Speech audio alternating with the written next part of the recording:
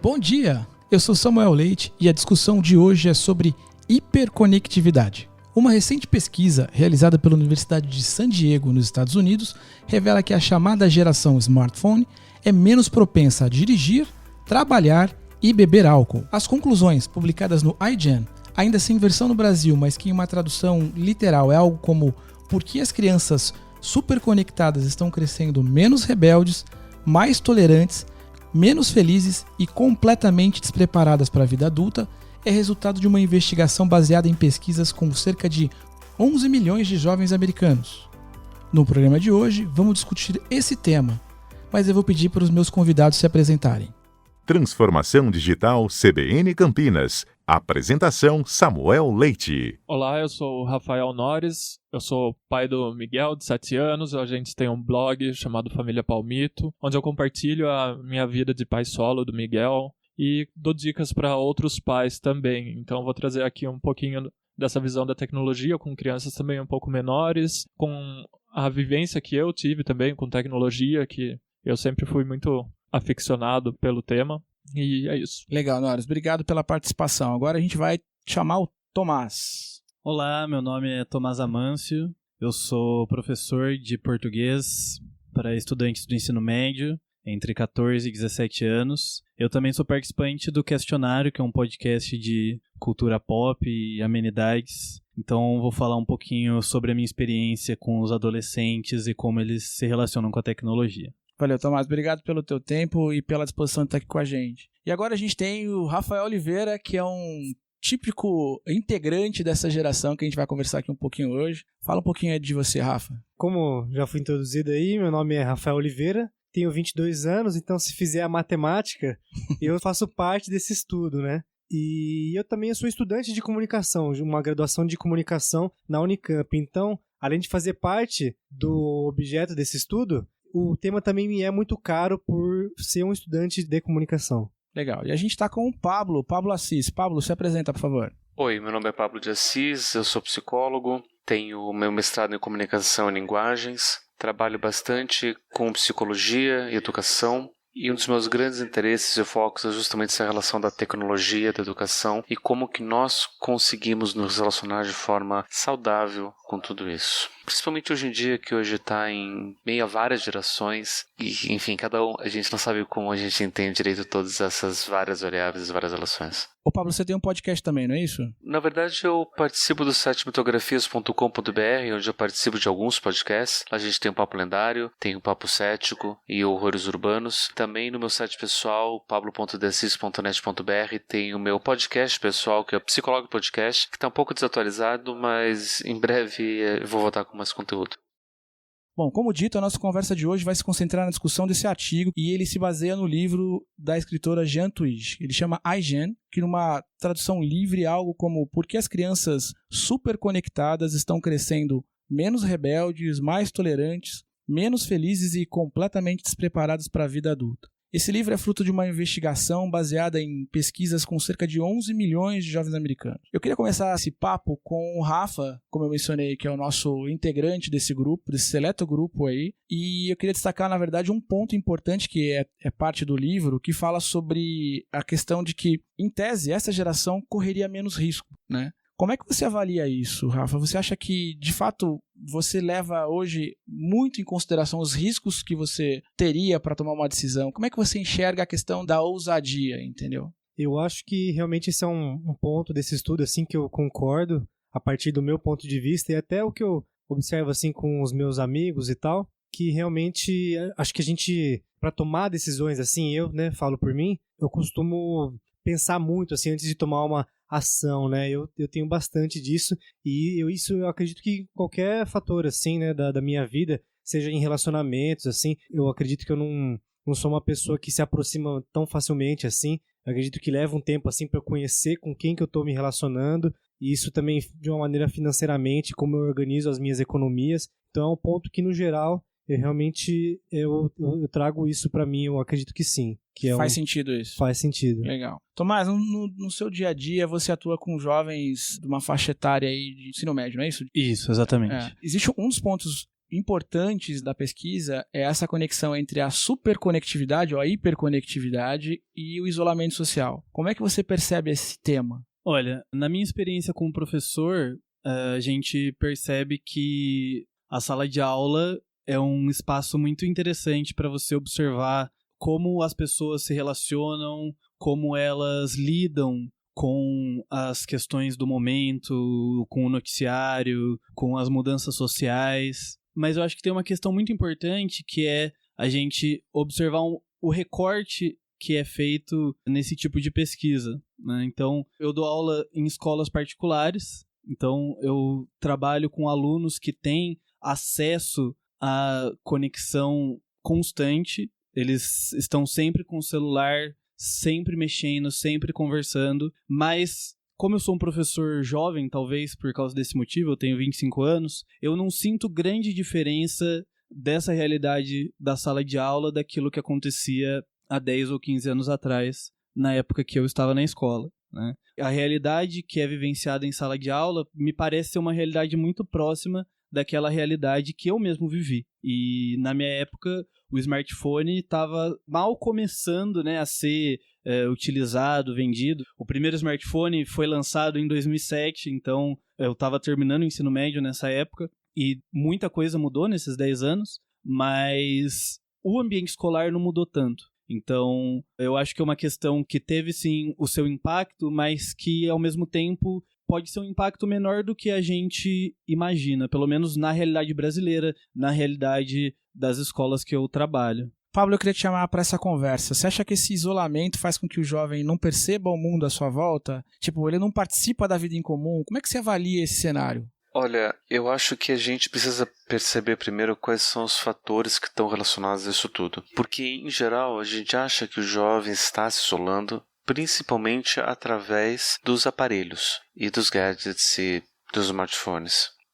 Ou seja, como se essas ferramentas fossem um meio pelo qual o jovem estivesse se isolando. Mas se a gente vai de fato analisar o mundo e ver de fato o mundo de forma um pouco mais cautelosa do que está acontecendo, isso é o oposto do que está acontecendo. Os jovens estão sendo isolados por N motivos, né? Não tem como dizer que tem alguém que está isolando o jovem, mas são vários fatores que estão fazendo com que o jovem se sinta mais isolado. Mas eles estão se utilizando dos aparelhos para promover uma forma diferente de comunicação e de interação. Se a gente vai perceber... Quando a internet começou a ser popularizada, o que a grande mídia chamava de internet era a rede mundial de computadores. E o que todos os pesquisadores demoraram muito para conseguir mostrar é que a internet não é um meio de computadores, a internet é uma rede de pessoas. São pessoas que se comunicam através dos computadores. E quando um jovem ele usa um smartphone, usa um computador, um tablet, para poder ficar todo esse tempo isolado do resto do mundo, de fato ele está tentando criar comunicação com outras pessoas que talvez ele não conheça pessoalmente, mas que de alguma forma oferecem um tipo de estimulação que é diferente e muitas vezes até melhor do que a estimulação que ele está sendo apresentado de uma forma presencial. Se a gente vai perceber, a gente tem índices de violência e de agressão, enfim, vários problemas sociais que fazem naturalmente que as pessoas queiram fugir disso.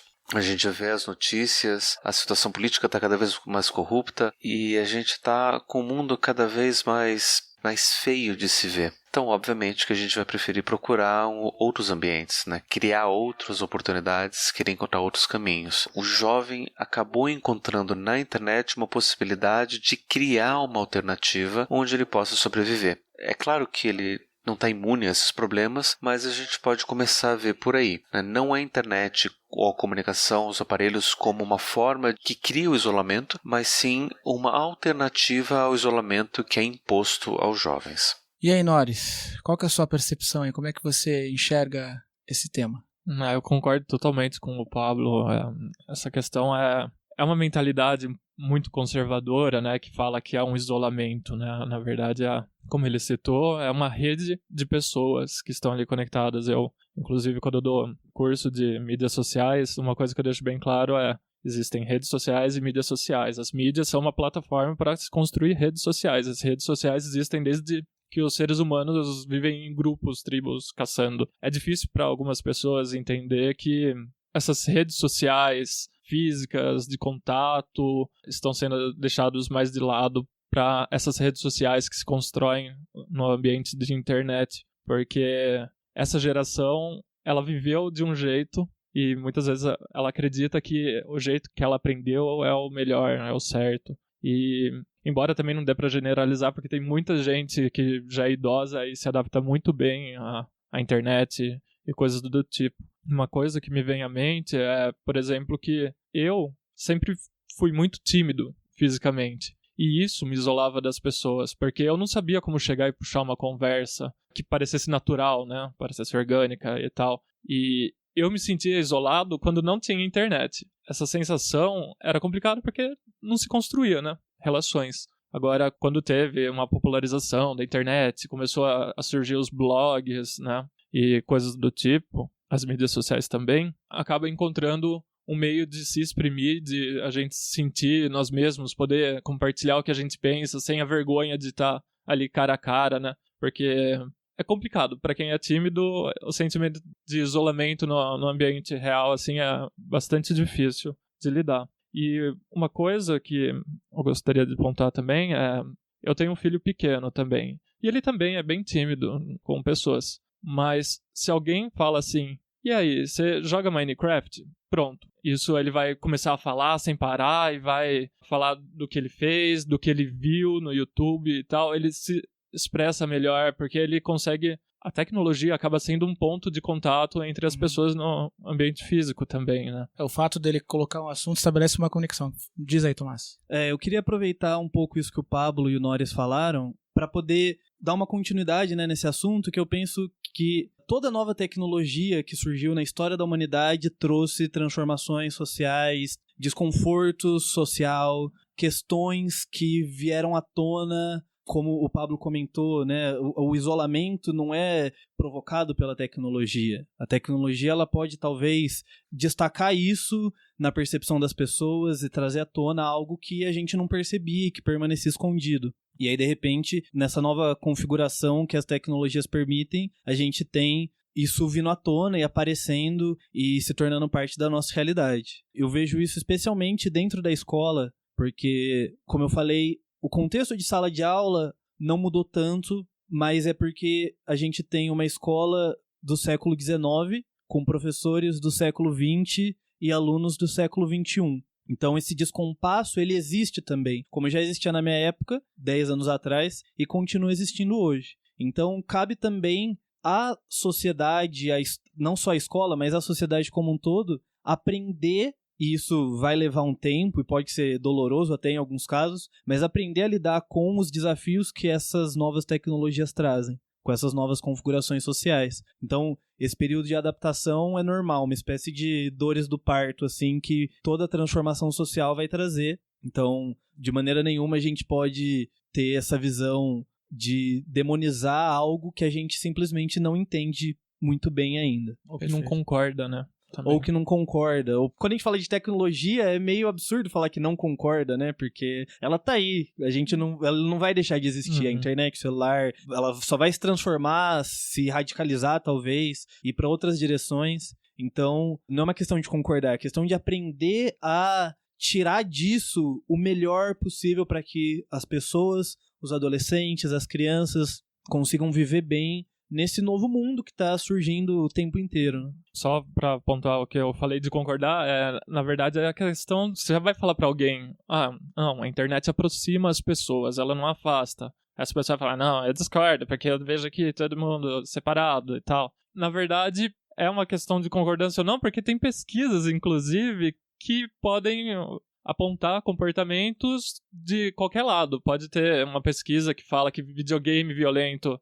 jogos violentos fazem mal, e tem outras pesquisas que falam que aliviam o estresse, tem pesquisa que vai falar café faz mal, tem pesquisa que vai falar que não. Então, há um grande volume de informação também que confunde muitas pessoas e que acaba embasando muito mais o pensamento que ela já tem antes de ver a pesquisa do que ela criando uma opinião baseada no que ela leu, né? E eu acho que é interessante a gente acabar fazendo algumas comparações, né, em relação à tecnologia, porque eu acho que sempre foi muito fácil para a gente ver o potencial físico que uma tecnologia vai ter na hora de potencializar a medicina, de potencializar a engenharia. Mas uma tecnologia como essa da internet, ela acaba potencializando a nossa capacidade de ser humano de interagir em sociedade, de construir uma sociedade, ela potencializa mais a nossa mente. Então eu acho que alguns estudos vão apontar algumas características relativamente novas, mas talvez elas não sejam uma relação direta. Na verdade, ela está potencializando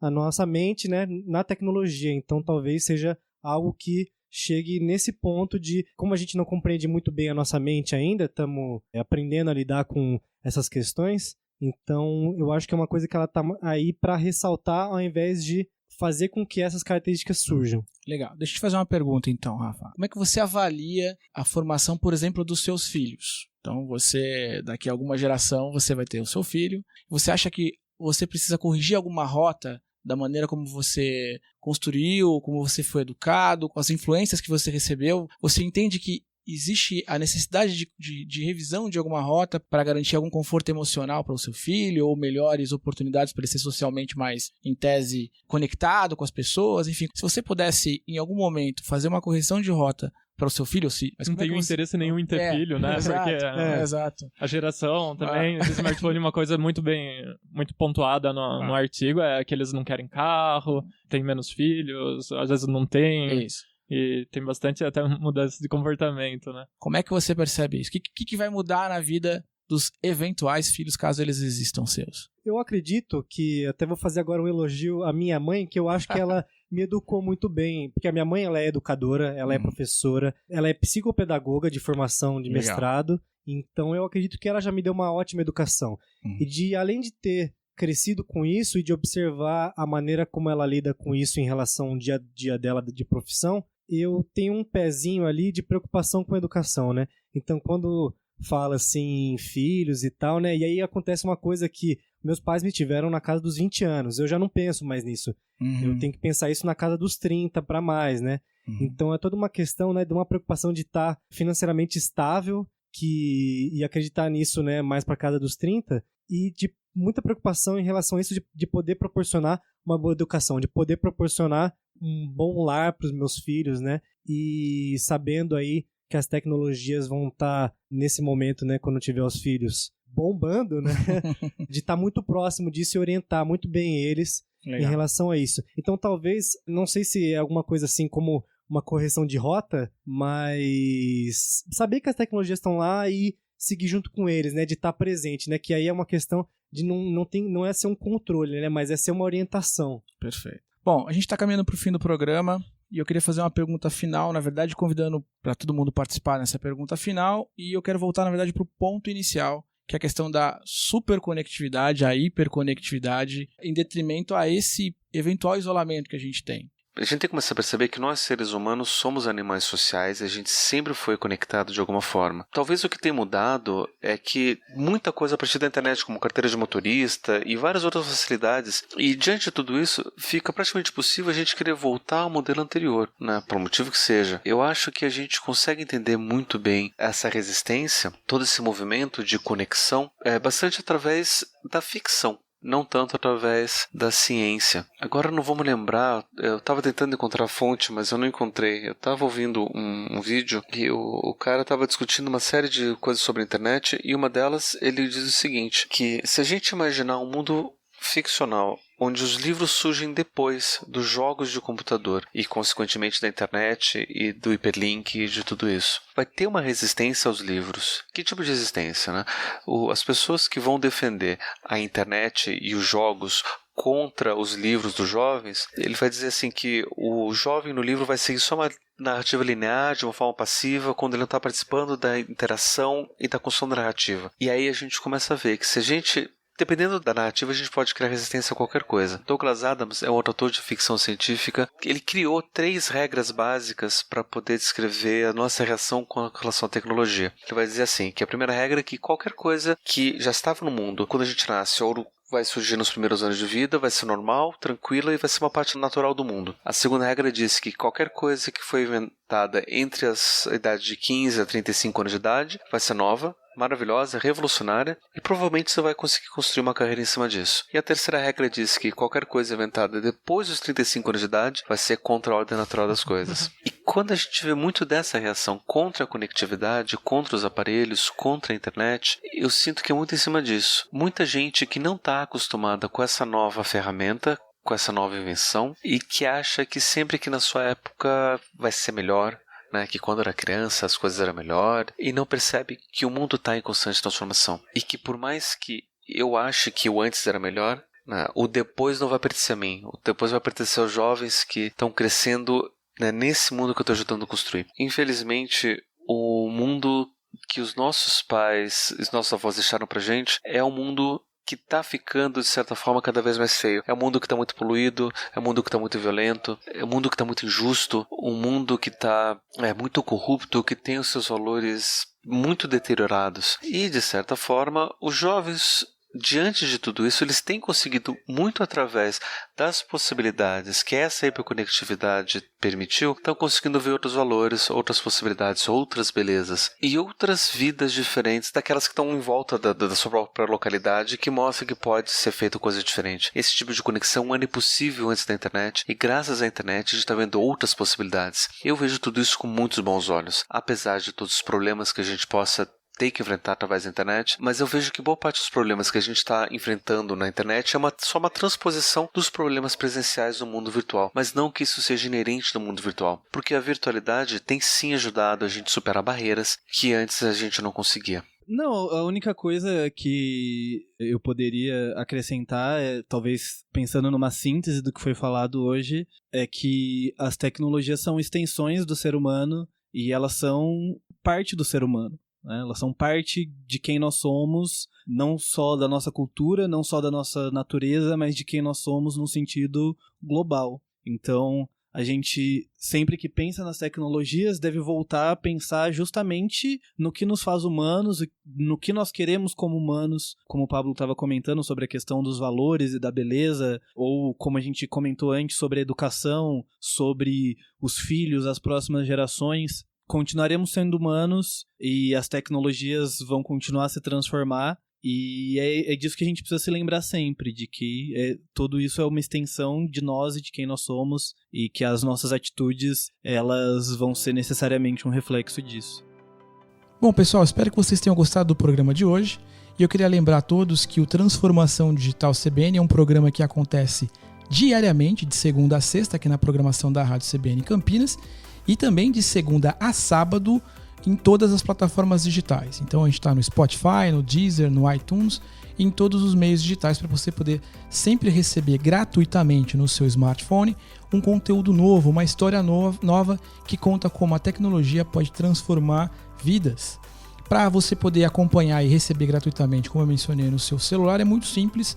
Acesse agora mesmo o Spotify, procure por Transformação Digital CBN, clique em seguir, que é justamente o processo para você poder ser notificado tão logo um novo conteúdo seja lançado, e aí pronto, você sempre vai receber uma novidade tão logo a gente publica por aqui, tá bom?